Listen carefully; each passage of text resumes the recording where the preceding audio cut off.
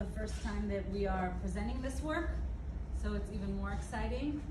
And so this study was done as part of a grant we received with Dr. Alachemi, who wasn't able to come here, and Lihi Sarfati here is my PhD student.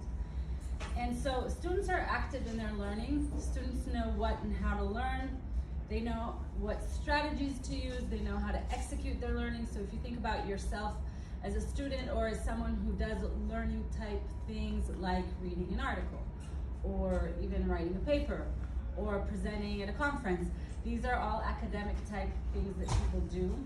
And one of the interesting things is that emotions tend to be considered as part of social emotional learning, even though they shape a lot of what we do when we're doing activities and actions that are related to thinking processes.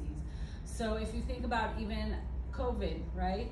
When, I don't know, in different countries had different things. In Israel, we had to take COVID tests a lot of times for children when they entered the school at some point, and there was a huge sheet of paper with 17 different steps on what needs to be done in order to obtain the COVID result. At some point they stopped putting that sheet of paper in, but that takes learning type strategies, filling out forms, all these types of things. And then if you think about when you approach such things that would need to be done, sometimes we want to do that, sometimes we don't. Sometimes we're excited about it, sometimes we want to just run away from it and we might be bored with it. And so emotions are critical and are interwoven into these academic type actions, and it's important to consider them. And so the knowledge that students have about different aspects of learning has mainly been considered in the cognitive domain as metacognition. And what we've done in our work is we've expanded it to include also, I went the wrong way, metaemotion and metabehavior. So in a similar way that metacognition is the ways that we think about our cognitive processes. For example, if you're given a list of words that you need to memorize their spelling or their definitions in a foreign language, then you know what you need to do, right? You know that you might need to maybe use flashcards or maybe rehearse. So these are type of cognitive processes, and we have the same knowledge about emotions. So we know what we need to do in order to adjust emotions.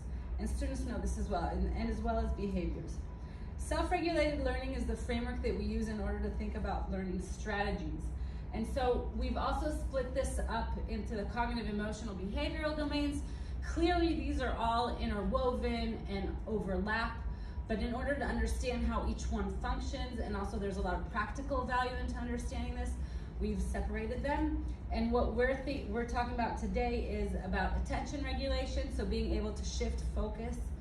For example, emotion regulation, we're talking about reappraisal and suppression. So reappraisal, I'm sure most of you know, but I'll just kind of touch base about this. Reappraisal is being able to reframe the situation to feel a different emotion. So if I have to study for an exam and I'm very anxious, I might think about it, okay, it's just one exam out of my whole entire academic career. And suppression is stopping emotions, so not expressing the emotions. And then planning is a behavioral regulation because we have to know when to do what. And so thinking about where we're going to be. And so when we talk about regulation, we talk about this process of monitoring and being aware of where I'm at, where the goal is that I want to reach, and then how am I going to change or control different aspects of what I'm doing in order to reach the goal. And we define the different types of strategies, and whether we're talking about a meta process that is meta-emotion or metacognition or meta-behavior, according to the goal. Is the goal an emotional goal? Is it a cognitive goal? Or is it a